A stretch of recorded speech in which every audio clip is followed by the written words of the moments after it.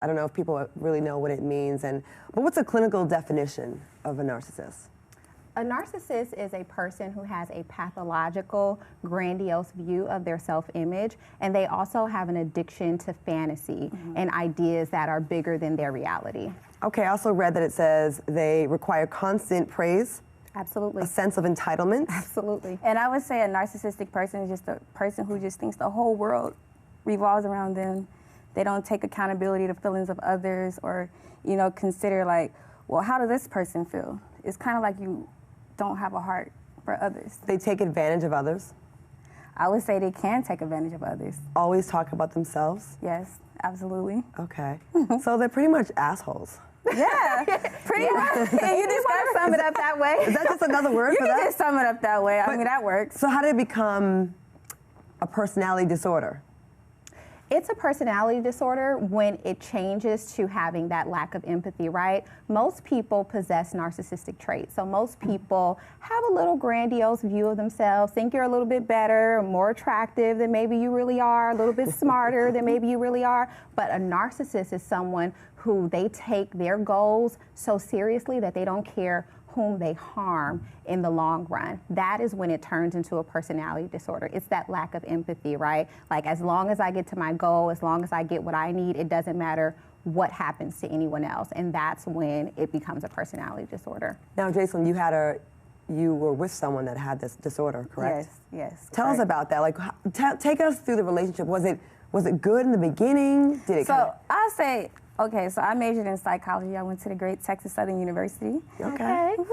So I would say you have different levels when it comes to like narcissistic behavior. I learned about narcissistic definition and all about them dated back to college, but I never thought I would run into one. So you learned about it, but you still got into a relationship. With one, wow. And I just said, wow, what amazing this is to have someone that walks into your life that you completely think is just a sweet guy, very charming, very nice, overshowers you with gifts, and just completely just pleasant. And we can go on another level as far as the spiritual route, because then you would think like dating someone spiritual that's a pastor, that you wouldn't think you would run into those kind of bumps in the road. So your narcissist was a pastor? Yes. Well, I hope he's not watching. Well, he better be, because I have good news for him. Okay. But the relationship is conquered now. I feel like I'm a better person for knowing him. You know, I don't take away from his good traits or his lacking of being a great person. I just feel like for what I experienced, it was a time that I met him in, and hopefully he can evolve. So what happened? Tell us what happened. Like, what made it so terrible?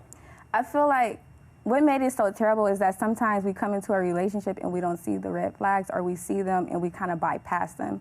So I would tell every woman out there who's experienced something from a narcissistic person or narcissistic relationship, maybe a marriage, you know, it's always pay a close attention to signs. What did he do? What did he do? Tell us some of the things he did to you. I would say, like, he just always talked about himself. He felt empowered, very superior, dependent on, well, I'm not going to say dependent on, but based on who he was in the community, he was very empowered person. You know, people looked up to him. They praised him a lot, so that's what he was used to.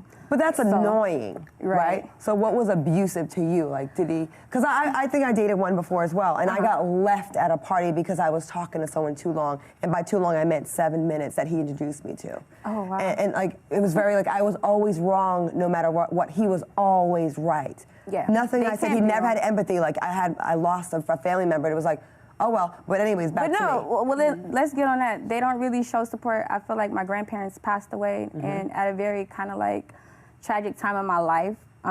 First, my grandfather passed away in 2015, and then my grandmother in 2016. He showed up to neither service to be of support, and I feel like I've supported him through the most tragic times of his life, which were one time he was ejected from a car onto concrete in a bad car accident. He had a broken leg, neck, and some other things that were going on with his body. And then 2 years later, he was shot 5 times. So I supported him through some very great difficulties. The Grim Reaper was on that ass. I was about to say. And I just say, he just, you know, he showed no moral support. So I tell women, pay close attention to somebody who really has enough strength to dig up for you. Because I feel like men who really love you and care about you, they're going to show moral support. They're going to be there with you where you stand. You won't have to question it. And I would just say, you said another point, that what did he do to show kind of like abuse? He never took ownership. If he was wrong, he never took responsibility. It was always about him in any situation. Forget about you and understanding how you feel. Did you feel like you were going crazy? Yes. Because I feel like people that I've spoken to that have dealt with narcissists say, I felt like they're so convincing in their like belief of themselves that they'll make you feel like you were wrong in what you even saw with your own eyes. Like maybe no, it's right. true because he said he would tell she's pretty but she's crazy, and he would always say this, and I'm like, well, why would you say that I'm crazy? So sometimes they try to like alter you to be like another person that you're not, and you know they've already studied you before you studied them, so they already know what type of person you are because they studied you. You know they love these great things about you. They kind of breathe in you.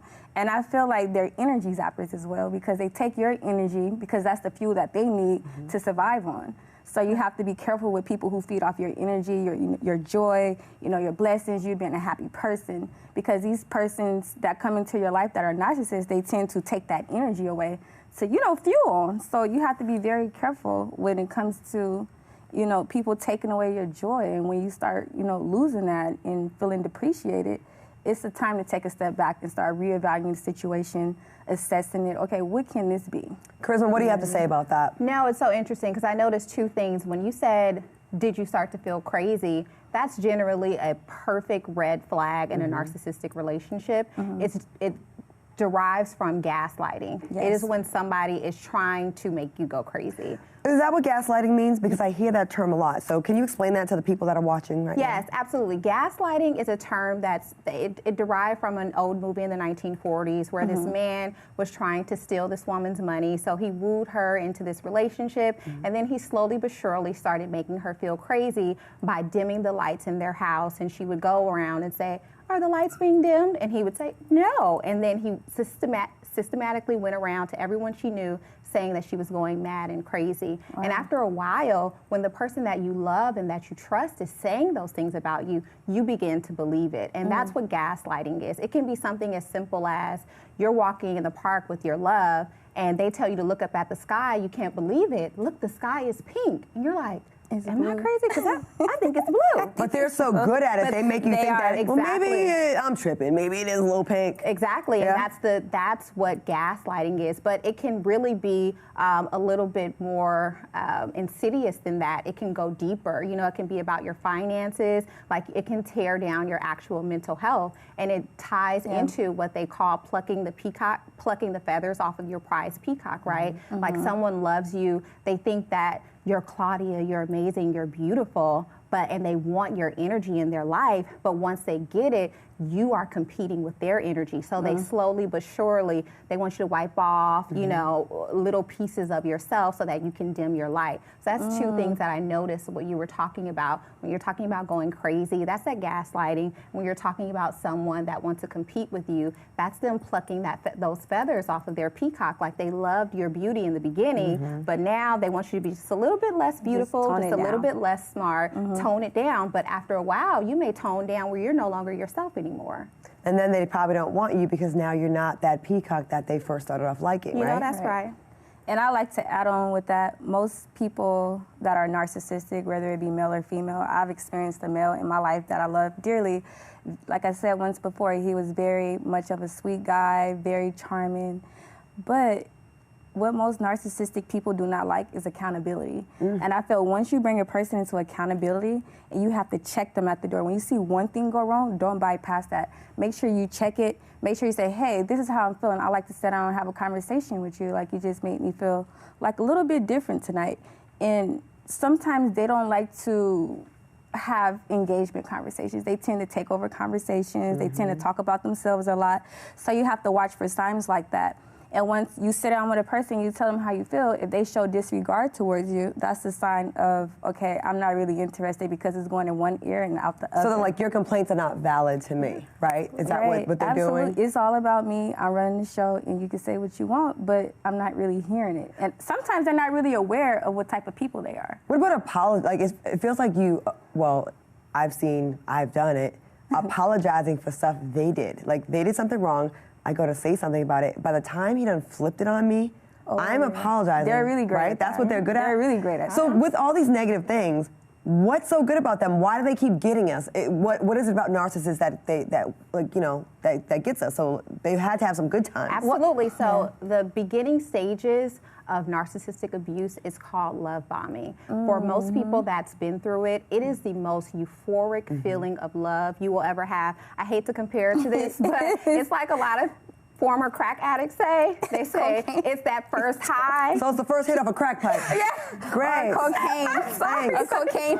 So we're crackheads. Yes, I mean, kind of. They're addicted to the cocaine, just like they love their cocaine. And or that's alcohol. what it is. It is that high. It's the beginning. It's the love bombing. And they feed off of an insecurity in most people. Even if you don't think that you have that insecurity, you may have never been showered with extravagant gifts by a man. You may have never met a man on a Friday and he wants to take you to Hawaii and Tahiti on the Monday, and now you're just like, oh, I finally found the person who really values me. When in actuality, that beautiful thing that you're latching onto is a red flag, because someone who doesn't know you shouldn't be in love with you, right? So they shouldn't want to marry you after a month. They shouldn't think you're the most perfect person in the world. I'm feeling real dumb right now. I just say this. I got married after 2 months. Okay.